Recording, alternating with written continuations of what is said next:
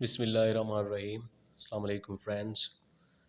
In this video, I will talk to you about the 10 literary terms or concepts which will help you for your English lecturer interview.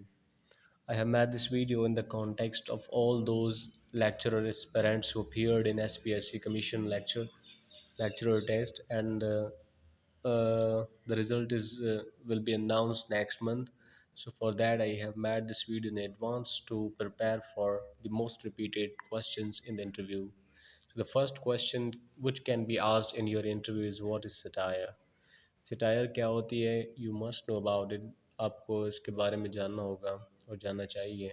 तो इसकी definition है, satire is the use of humor and irony and exaggeration to criticize people's stupidity in context of politics.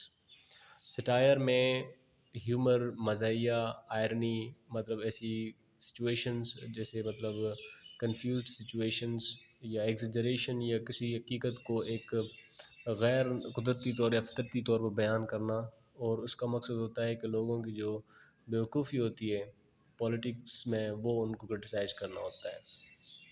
तो आगे चलें. Irony is a satirical technique.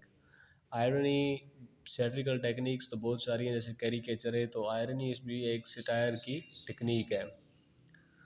अच्छा, satire का जो example मैं आपको दूं तो वो द गलिवर्स ट्रैवल है, जो स्विफ्ट का जो बहुत ही मशहूर मास्टरपीस है, तो सटायर का एग्जांपल है. दूसरा क्वेश्चन है, what is epic poem?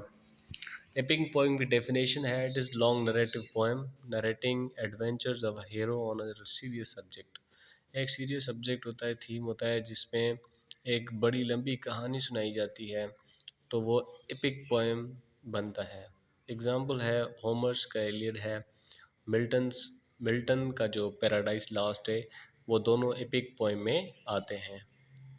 Next question is mock epic. What is a mock epic? तो एपिक पोएम के साथ ही रिलेटेड है. तो mock epic basically is a parody of an epic. एक बड़ा एपिक जो होता है, बड़ा ही एडवेंचरस प्ले या स्टोरी का एक पैरोडी करती है, having theme and subject trifling in nature, जिसका थीम और सब्जेक्ट बहुत ही आम और कॉमन प्लेस होता है. मिसाल के तौर पर पोप्स रैप ऑफ लॉक जो होता है, ये इसकी जो पोइटिक बुक है मॉक एपिक के, वो मशहूर है, जिसमें बेलिंडा का जो लॉक होता है, हेयर लॉक, उसको एक फोपिश या फोपेरी बंदा जो होता है, डेंडी होता है, वो काटता है. तो बेसिकली ये एक क्रिटिसाइज़ करता है किसी एक पॉलिटिकल बैकग्राउंड में स्टोरी होती है उसको. तो मौका पिक यही होती है. Next is, what is heroic couplet? Heroic couplet भी बहुत इम्पोर्टेंट क्वेश्चन है इंटरव्यू के लिए. इसमें a poetic style in which a stanza is composed of two rhymed lines written in iambic pentameter. ठीक है, मतलब वो दो लाइनें जो आपस में राइम करें, जैसे प्ले और गे है, नीचे राइमिंग कर रहे हैं, और iambic pentameter होता है. iambic pentameter होता है मतलब हर लाइन में 5 आयम्स होते हैं. आयम मतलब 2 सिलेबल्स का बनता है. ठीक है, पहला सिलेबल होता है मतलब स्मूथ फ्लो. ठीक है, ये 2 हैं.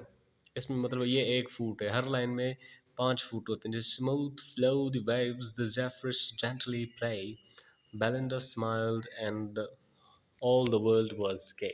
तो ये हीरोइक कपलेट का एग्जांपल है. नेक्स्ट है, what is farce in comedy? ये भी सवाल इंटरव्यू में पूछा जा सकता है. मिसकम्युनिकेशंस मतलब फार्स को कहते हैं, ये मिसकम्युनिकेशन होती है या mistaken identities and situations which create laughter in the play. It is also called the comedy of errors. Example, twelfth night Shakespeare का जो प्ले है वो फार्स से भरा हुआ है, जिसमें 2 सिबलिंग्स होते हैं, Viola and Sebastian.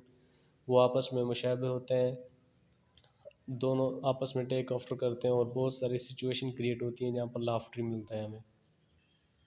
So next is, what is burlesque in comedy? Burlesque भी एक कॉमेडी का हिस्सा होता है, जिसकी डेफिनेशन है, performance that mocks or imitates a subject or person or situation by representing it in ironic way. मतलब कोई इसी चीज़ को आप इस तरीके से बयान करें जिससे आयरनी क्रिएट आयरनी क्रिएट हो और आप उसको मिमिक करें या इमिटेट करें। जैसे ये आप एक सेंटेंस देखें, लव पोएम है, लेफ्ट साइड पर roses are red, violets are blue, sugar is sweet and so are you. इसको बर्लिश की वजह से बनेगा कि roses prick your finger, violets make you sneeze, sugar fills your vein with fat, it's best to stick to peace. तो ये बर्लिश की होता है जो ख़ास सिचुएशन को मिमिक करता है या कॉपी करता है। उसके बाद आता है closet drama. What is closet drama, आपने सुना ही होगा। तो closet drama is a play which is more read than performed. इसको ख़ास तौर पर आमतौर पर पढ़ा जाता है, ना कि इसको प्ले किया जाता है। इसका मिसाल है ओथो द ग्रेट, एक ड्रामा है जो जॉन कीट्स ने लिखा था। उसके बाद आता है soliloquy। soliloquy भी पढ़ते हैं और soliloquy भी इसको पढ़ते हैं। A soliloquy is a speech performed by a single character usually in a play। एक प्ले में एक अकेला कैरेक्टर जो होता है वो बोलता है, लाउडली बोलता है। The character speaks loud to himself, वो ज़ोर ज़ोर से बोलता है और ख़ुद को एड्रेस करता है। अच्छा, basically this device helps audience to know the thinking of audience. To audience मतलब ये आइडिया जो है ना, थिंकिंग ऑफ कैरेक्टर, कैरेक्टर की थिंकिंग क्या है वो आइडियंस को पता चलती है इसमें से। एग्जाम्पल जैसे हैमलेट में to be and not to be is the great question whether it is noble in mind to suffer the arrows and slings of outrageous fate or to take up arms against the fate. तो ये एक मिसाल है soliloquy की। उसके बाद आता है ड्रामेटिक मोनोलॉग, ये भी से soliloquy से रिलेटेड है। A monologue is a speech spoken by a character in a play.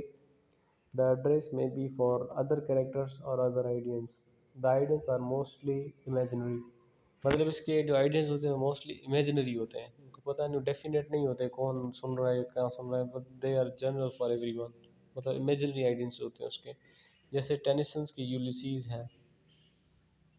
Thanks for watching. ये ऐसे क्वेश्चन है जो आपके इंटरव्यू में पूछे जा सकते हैं, इसको प्रैक्टिस करें और याद करें। Thank you so much for watching. Video पसंद आई तो कमेंट सेक्शन में ज़रूर बताएं, अगर कोई क्वेश्चन हो तो कमेंट सेक्शन में ज़रूर पूछें। Thank you so much for watching.